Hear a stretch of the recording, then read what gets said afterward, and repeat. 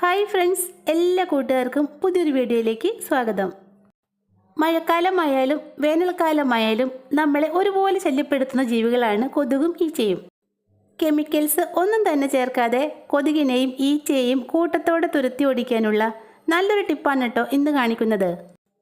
ഒരു പ്രാവശ്യം ഉണ്ടാക്കിയാൽ ഒരു മാസത്തോളം നമുക്ക് ഇത് തന്നെ യൂസ് ചെയ്യാം കേട്ടോ. മാത്രമല്ല കുഞ്ഞുങ്ങളുള്ള വീടുകളിലും ശ്വാസകോശ രോഗികളുള്ള വീടുകളിലുമൊക്കെ ധൈര്യമായിട്ട് നമുക്കിത് യൂസ് ചെയ്യാം. നമ്മുടെ ഈ കിടലും ടിപ്പ് ചെയ്യാനായിട്ട് ഞാനിവിടെ കുറച്ച് ഗ്രാമ്പു എടുത്തിട്ടുണ്ട്. ഈച്ച, കൊതുക് എന്നിവയെ തുരത്തി ഓടിക്കാൻ വളരെ എഫക്റ്റീവായി ഒന്നാണ് കേട്ടോ ഗ്രാമ്പു. ഒരു ഇടികല്ലിലേക്കിട്ട് ഇത് നന്നായിട്ടൊന്ന് ചതച്ചെടുക്കാം. ഗ്രാമ്പുവിനെ പോലെ തന്നെ ഈച്ച, കൊതുക് എന്നിവയെ അകറ്റി നിർത്താൻ വളരെ ഫലപ്രദമായ ഒന്നാണ് വെളുത്തുള്ളി. ഇത്രയും വെളുത്തുള്ളി അല്ലി തോലൊക്കെ കളഞ്ഞ് നമുക്ക് ആ ഇടികല്ലിലേക്കിട്ട് നന്നായിട്ടൊന്ന് അരച്ചെടുക്കാം. നമ്മുടെ ഗ്രാമ്പുവും വെളുത്തുള്ളിയും ഒക്കെ ചേർന്ന് അരയുമ്പോൾ നല്ലൊരു സ്മെല്ലാണ് കേട്ടോ ഇവിടെ നിറയെ. നല്ലൊരു ഫ്രഷ്നെസ് കിട്ടുന്ന സ്മെല്ലാണ് കേട്ടോ ഇത്. പക്ഷേ ഈച്ചയ്ക്കും കൊതുകിനും ഒന്നും ഈ സ്മെല്ല് ഒട്ടും ഇഷ്ടമല്ല. അരച്ചെടുത്ത ഈ മിക്സ് വെള്ളത്തിലിട്ട് തിളപ്പിച്ച് സ്പ്രേ ചെയ്താലും കൊതുകിനെയും ഈച്ചയും തുരത്തി ഓടിക്കാൻ സാധിക്കും. പക്ഷെ നമ്മളിവിടെ ചെയ്യുന്നത് ഈ ടിപ്പല്ല കേട്ടോ. നന്നായിട്ട് അരച്ചെടുത്ത മിക്സ് നമുക്കൊരു സൈഡിലേക്ക് മാറ്റിവെക്കാം. ഇനി നമുക്ക് വേണ്ടത് കുറച്ച് മെഴുകുതിരി കഷ്ണങ്ങളാണ്. നല്ല മെഴുകുതിരി ഒന്നും വേണമെന്നില്ല കേട്ടോ. ഇതുപോലെ പഴയതോ കത്തിച്ചതിൻ്റെ ബാക്കിയോ അല്ലെങ്കിൽ കുട്ടികളുടെ ബർത്ത്ഡേക്ക് കത്തിച്ചതിൻ്റെയൊക്കെ പീസ് ഉണ്ടാവുമല്ലോ, അതൊക്കെ എടുത്താൽ മതി. നമ്മൾ കിച്ചണിലൊന്നും യൂസ് ചെയ്യാത്ത ഇതുപോലുള്ള ഒരു പഴയ പാത്രമാണ് കേട്ടോ നമുക്കിവിടെ ആവശ്യം. പാത്രം സ്റ്റവിലേക്ക് വെച്ചതിന് ശേഷം നമുക്ക് ആവശ്യമായ മെഴുകുതിരി അതിലേക്ക് ഇട്ട് കൊടുക്കാം. ഇനി ഇത് ലോ ഫ്ലെയിമിലിട്ട് നന്നായിട്ടൊന്ന് തിളപ്പിച്ചെടുക്കാം. വെറും 1 മിനിറ്റ് കൊണ്ട് തന്നെ നമ്മുടെ മെഴുകുതിരി നന്നായിട്ട് ഉരുകി വെള്ളം പോലെ ആയിട്ടുണ്ട്. ഇനി നമുക്ക് അതിൻ്റെ നൂലൊക്കെ ഒന്ന് എടുത്തു മാറ്റാം. മെഴുകുതിരിയുടെ നൂലൊക്കെ എടുത്ത് മാറ്റിയതിന് ശേഷം നമ്മൾ ആ ചതച്ച് വെച്ചേക്കുന്ന ഗ്രാമ്പൂ വെളുത്തുള്ളി മിക്സ് ഇതിലേക്ക് ഇട്ട് കൊടുക്കാം. ഉരുകി കിടന്ന മെഴുകുതിരിയിലേക്ക് നമ്മുടെ മിക്സ് ഇട്ടപ്പോൾ നന്നായിട്ടൊന്ന് പതഞ്ഞു വന്നിട്ടുണ്ട്. ഇതിങ്ങനെ തന്നെ 1 മിനിറ്റോളം നമുക്കൊന്ന് വഴറ്റിയെടുക്കാം. ഗ്രാമ്പൂവും വെളുത്തുള്ളിയും ഉരുകിയ മെഴുകിൽ കിടന്ന് നന്നായിട്ടൊന്ന് മൊരിഞ്ഞ് കിട്ടണം. വെളുത്തുള്ളിയുടെയും ഗ്രാമ്പൂവിൻ്റെയും ഒക്കെ സത്ത് നന്നായിട്ട് മെഴുകിലേക്ക് ഉരുകി ഇറങ്ങണം.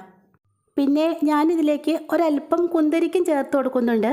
കുന്തിരിക്കം ഓപ്ഷണലാണ് കേട്ടോ, നിങ്ങളുടെ കയ്യിൽ ഉണ്ടെങ്കിൽ മാത്രം ചേർത്താൽ മതി. ഏകദേശം 1 മിനിറ്റ് വഴറ്റിയപ്പോഴേക്കും വെളുത്തുള്ളിയൊക്കെ മൊരിഞ്ഞ് നല്ലൊരു സ്മെല്ല് വന്നു തുടങ്ങി കേട്ടോ. ഇനി നമുക്ക് സ്റ്റൗ ഓഫ് ചെയ്യാം. ഇനി ഇതിലേക്ക് ഈച്ചയെയും കൊതുകിനെയും തുരത്തി ഓടിക്കാൻ 100% എഫക്റ്റീവായ ഒരു ഐറ്റം കൂടി ചേർത്ത് കൊടുക്കാം.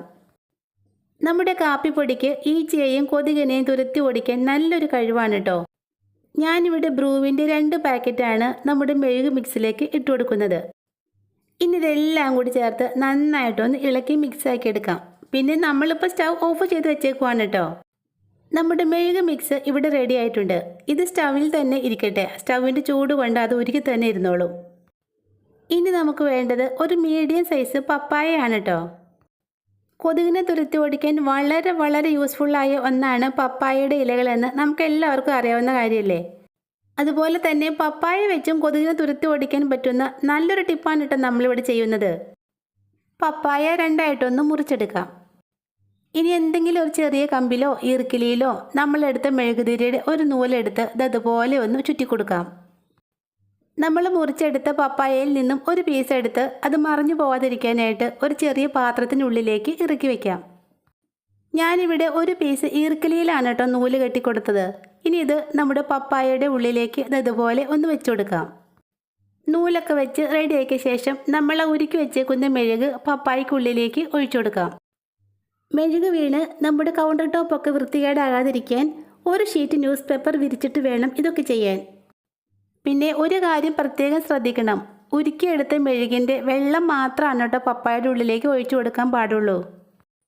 വെളുത്തുള്ളിയുടെയും ഗ്രാമ്പൂവിൻ്റെയൊക്കെ പീസ് പപ്പായക്കുള്ളിലേക്ക് വീണ് കഴിഞ്ഞാൽ നമ്മൾ പപ്പായയിൽ തിരി കത്തിക്കുമ്പോൾ അതിന് കത്തി പിടിക്കാൻ ചാൻസ് ഉണ്ട്.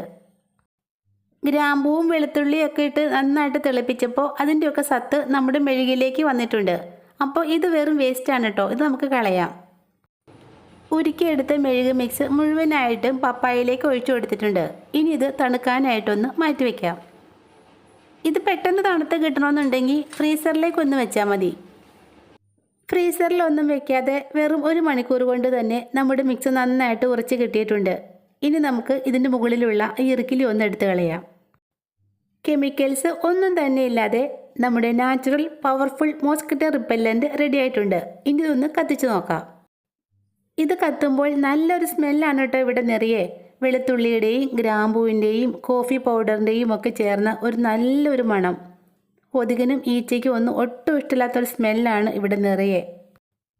ഇതിപ്പോൾ ഒരാഴ്ചത്തേക്കായിട്ട് ഞാൻ ഉണ്ടാക്കിയതാണ് കേട്ടോ. നിങ്ങൾക്ക് വേണമെങ്കിൽ കുറച്ച് വലിയ പപ്പായയിൽ കുറച്ചധികം മെഴുകുരുക്കി ഒഴിച്ച് ഇതുപോലെ ഉണ്ടാക്കാവുന്നതാണ്. അങ്ങനെ ചെയ്യുവാണെങ്കിൽ മാസങ്ങളോളം നമുക്ക് ഇത് തന്നെ യൂസ് ചെയ്യാം കേട്ടോ. മെഴുകിൻ്റെ ഒരു കോട്ടിങ് പപ്പായയ്ക്ക് ചുറ്റും ഉള്ളതുകൊണ്ട് പപ്പായ പെട്ടെന്നൊന്നും ചീത്തയായി പോവില്ല. ഇതൊന്ന് കത്തിച്ച് വെച്ച് നിമിഷ നേരം കൊണ്ട് തന്നെ നമ്മുടെ വീടിനകത്തുള്ള കൊതുകെല്ലാം ഇല്ലാതാകുന്നത് നമുക്കറിയാൻ സാധിക്കും. പപ്പായ വീട്ടിലുണ്ടെങ്കിൽ ഇന്ന് തന്നെ ഒന്ന് ചെയ്ത് നോക്കൂ കേട്ടോ.